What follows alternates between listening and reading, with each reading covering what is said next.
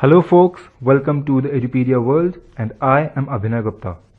Today again we'll continue with a very interesting topic, the Sarfaesi Act 2002, which is the Securitization and Reconstruction of Financial Asset and Enforcement of Security Interest Act 2002. Right? So far in our previous lectures, we have already seen the procedural part of the entire chapter. Right? We have seen the flow, the procedure of securitization and reconstruction.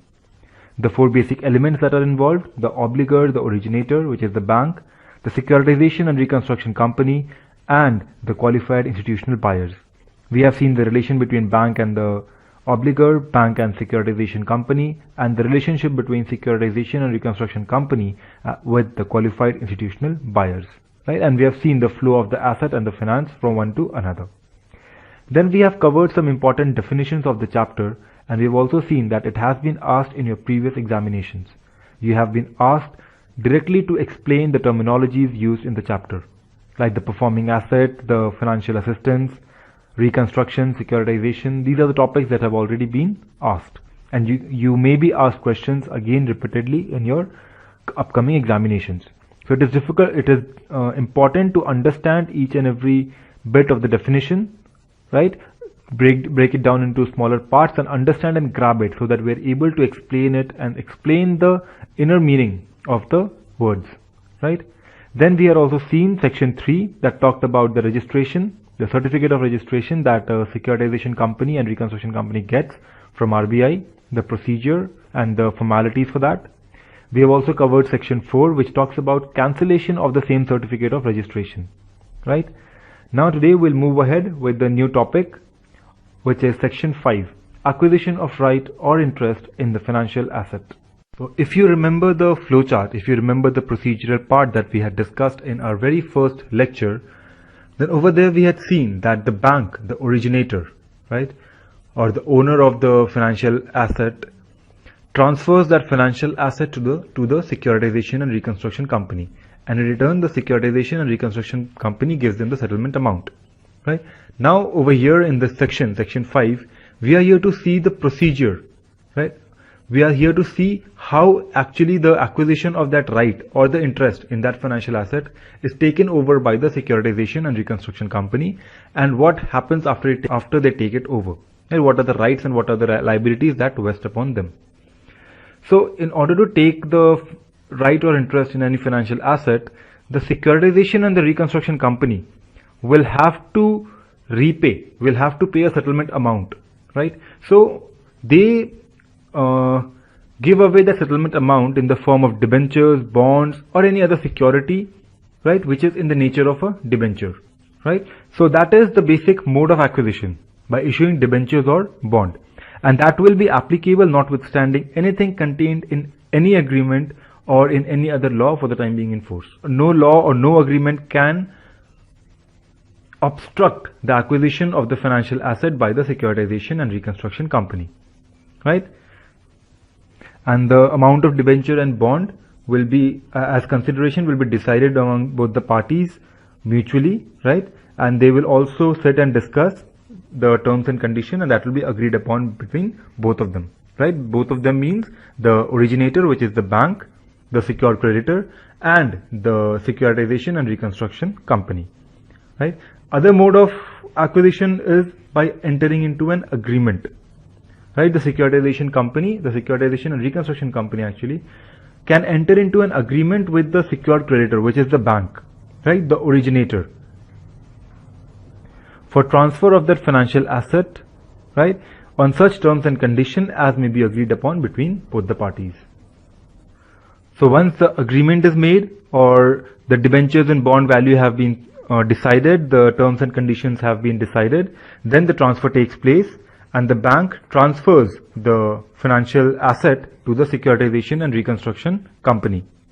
And now we need to see what happens when the asset gets transferred. What happens to the rights and liabilities, right?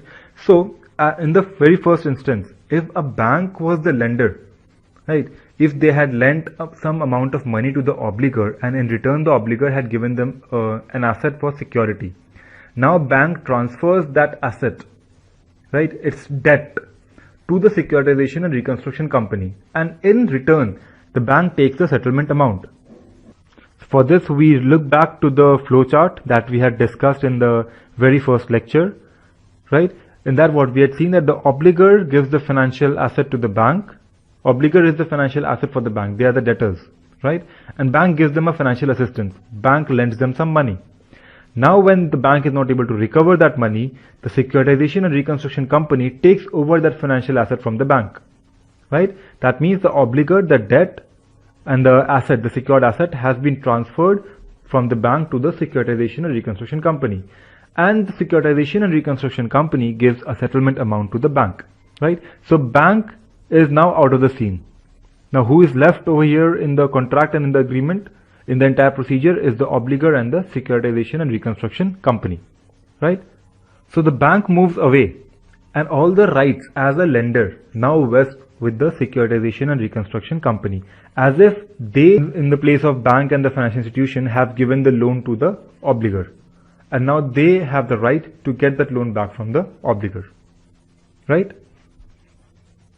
So the Securitization and Reconstruction Company will be deemed to be the lender, right, and all the rights related to that asset and related to that lending will vest upon the Securitization and Reconstruction Company.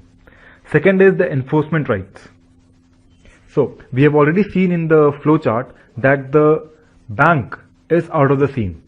What we are left with is the obligor and the Securitization and Reconstruction Company directly. There is no mediator now. The bank is straight away out of the scene, right?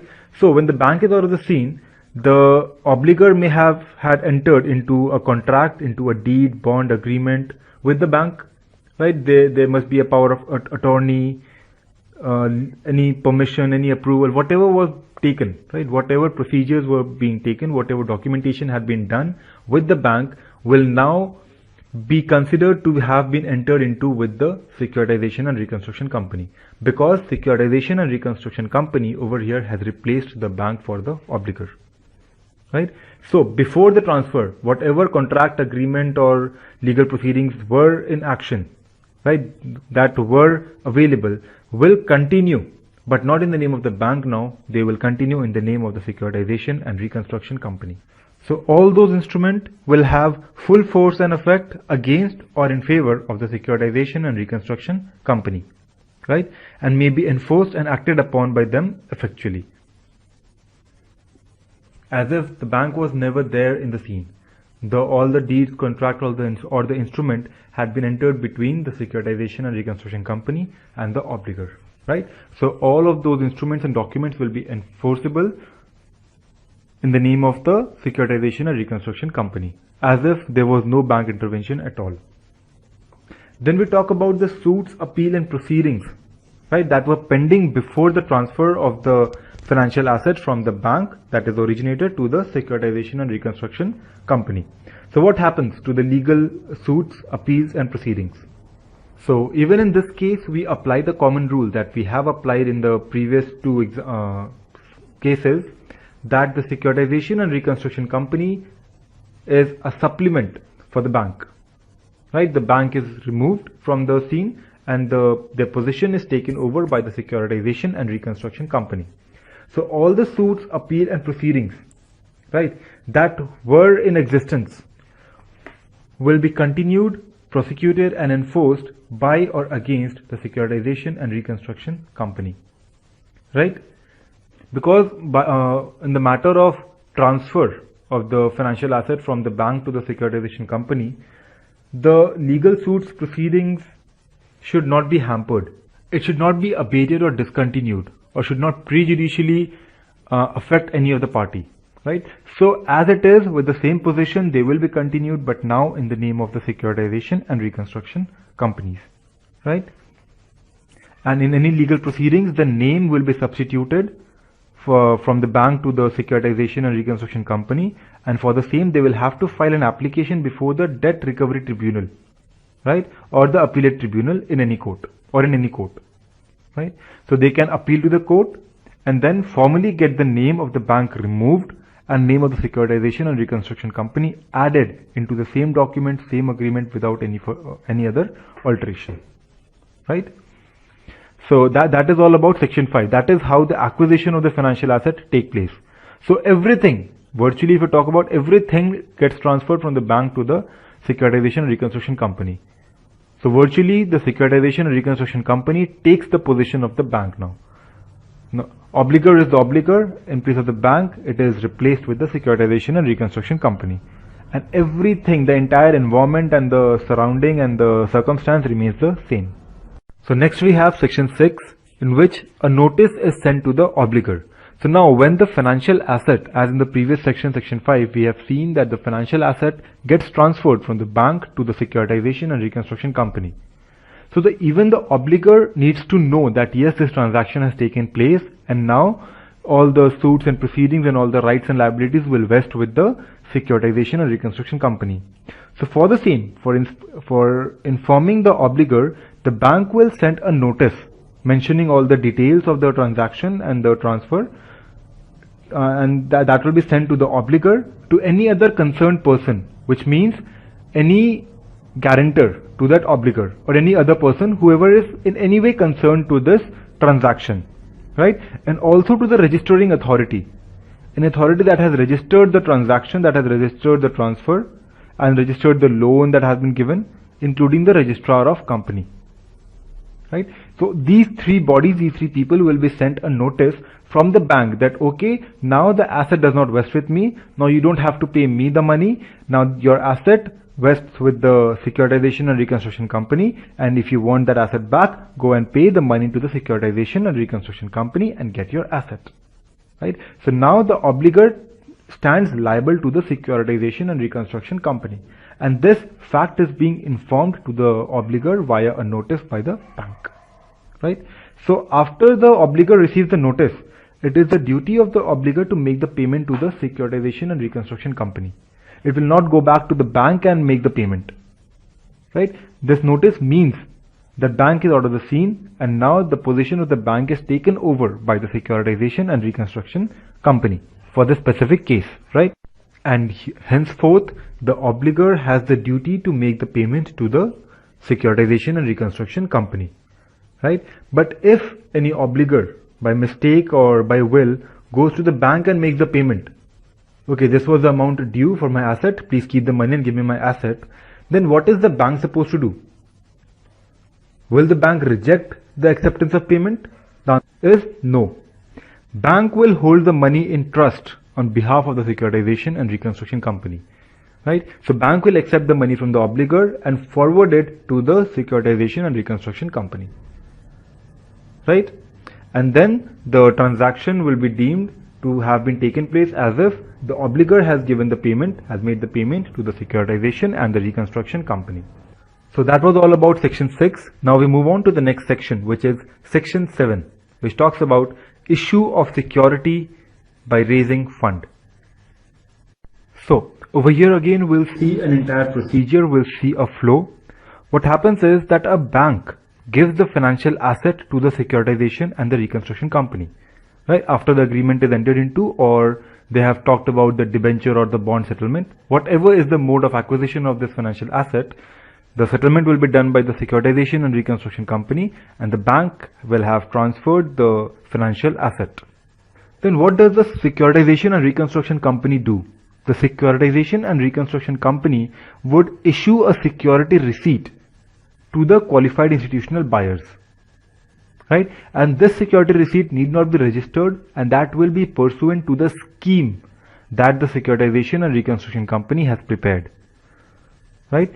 So this security receipt will actually show an undivided interest of the qualified institutional buyer in the financial asset that the Securitization and Reconstruction Company is taking over from the bank, right? So in return of the security receipt, the qualified institutional buyers will give them the funds, the finance, right? So that they can pay the bank for the settlement, right? And what will the Securitization and Reconstruction Company do with the finance? They will pay it to the bank. But so far as it is not done, like so far as they don't make the payment or the transaction is still to take place, then what do they do with the money? Do they keep it in the bank account? The answer is no. They will have to open a separate bank account and deposit the entire money, the entire fund of the qualified institutional buyers into that bank account, right? And then we have already discussed that the security receipt has been issued pursuant to a scheme. That scheme will decide as to how is the Securitization and Reconstruction Company planning to reconstruct the asset, and what will be the share of the qualified institutional buyers. What will they gain out of the entire transaction, right? Because they need to know why do they make the payment, why do they give the fund. Unless and until they have a benefit, they won't give away the fund to the Securitization and Reconstruction Company, right? So entire detail of the transaction is being noted in the scheme, right? And pursuant to the scheme, the security receipt is issued. And now the QIBs have given the fund, and the fund is in a separate bank account. Now what happens is the Securitization and the Reconstruction Company would go ahead to get the asset reconstructed by whatever mean that is open to them. It has to be rational, it has to be according to law, right? But now they will have a separate plan of the ways to reconstruct the particular financial asset, right? Now, for example, consider a situation, a hypothetical situation, that the Securitization and Reconstruction Company at some point of time is not able to reconstruct the asset. Because if they're able to reconstruct the asset, the entire amount and the transaction is settled pursuant to the scheme that they have prepared. But what if they're not able to reconstruct? The funds of the QIBs are at stake, the asset lies with the Securitization Company, and the obligor is safe.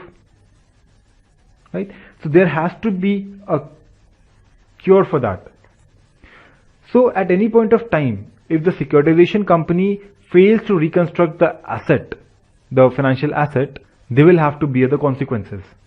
Now what will be the consequences? It is not very well defined as to what is the consequence, because it will depend on the case and the particular situation, and that will be decided by the QIBs.